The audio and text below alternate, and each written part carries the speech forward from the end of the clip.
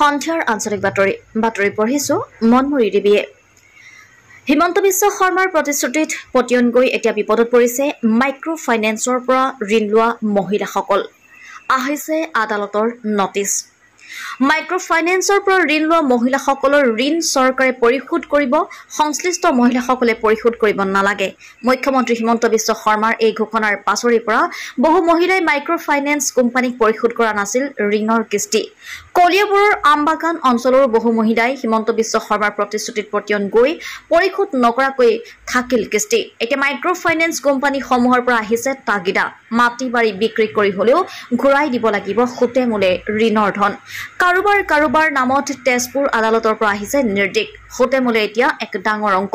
টকাৰ পৰিমাণ শুনি সৰগ ভাঙি পৰিছে বহুতৰ মূৰত। মহিলাসকলে পৰিত্ৰাণ বিচাৰি মুখ্যমন্ত্ৰীগৰাকীকে প্ৰাৰ্থনা জনাইছে ঋণ মাফ কৰি দিবৰ বাবে। আজি সন্ধিয়াৰ দ্বিতীয়টো খবৰ। স্মাৰ্ট মিটাৰক লৈ উত্তাল প্ৰতিবাদ বিশ্বনাথৰ ডিৰিঙত।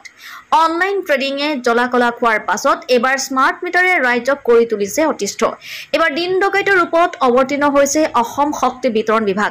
ৰাইজক লুটি পুতি সৰবৰাহ কৰা শক্তি বিভাগৰ স্মাৰ্ট মিটাৰ হৈ পৰিছে এতিয়া দুখীয়াৰ তেজ বিয়াৰ আহিলা।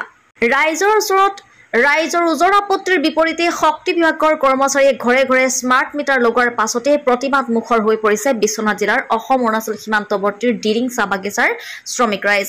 আমাক স্মাৰ্ট মিটাৰ নালাগে, স্মাৰ্ট মিটাৰ বন্ধ কৰক ইত্যাদি দাবীৰে উত্তাল কৰি তোলে ডিৰিং চাহ বাগিচা। উল্লেখ্য যে ইতিমধ্যে অঞ্চলটোৰ কেইবাজনৰো লোকৰ ঘৰত অস্বাভাৱিক হাৰত বিল অহাত স্বাভাৱিকতে শংকিত হৈ পৰিছে ৰাইজ।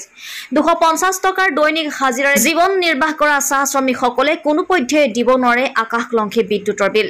আমাক আগৰ সাধাৰণ বিদ্যুৎ মিটাৰে লাগিব বুলি দাবী কৰে চাহ শ্ৰমিকসকলে। উল্লেখ্য যে শ্ৰমিকসকলে প্ৰচণ্ড গৰমকো নেওচি এইদৰে স্মাৰ্ট মিটাৰৰ বিৰুদ্ধে প্ৰতিবাদ সাব্যস্ত কৰাৰ বিষয়টো চৰ্চিত হৈ পৰিছে বিশ্বনাথত।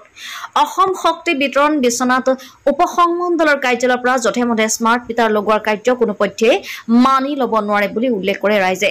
স্মাৰ্ট মিটাৰৰ পৰিৱৰ্তে আগৰ সাধাৰণ বিদ্যুৎ মিটাৰ ব্যৱস্থা গ্ৰহণৰ বাবে দাবী জনাই শ্ৰমিক মহিলাসকলে। আজি সন্ধিয়াৰ তৃতীয়টো খবৰ। ডিগবৈ টিপাম নামঘৰ আৰু চাৰিআলি বাসুদেৱ নামঘৰৰ আইসকলৰ বৰদোৱালৈ তীৰ্থ ভ্ৰমণ। ডিগবৈ টিপাম নামঘৰ আৰু চাৰিআলি বাসুদেৱ নামঘৰৰ প্ৰায় 40 গৰাকী আয়ে শুকুৰবাৰে সন্ধিয়া 7:30 টিপাম নামঘৰত একগোট হৈ বৰদোৱা থানলৈ তীৰ্থ ভ্ৰমণৰ বাবে যাত্ৰা আৰম্ভ কৰে। কলিয়াবৰৰ পৰা অনুপ বৰা, বিশ্বনাথৰ পৰা ৰমেশ চন্দ্ৰ চৰেণ আৰু ডিগবৈৰ পৰা হাছান আখতাৰ ফৰিদৰ ৰিপৰ্ট আছাম লাইভ 7।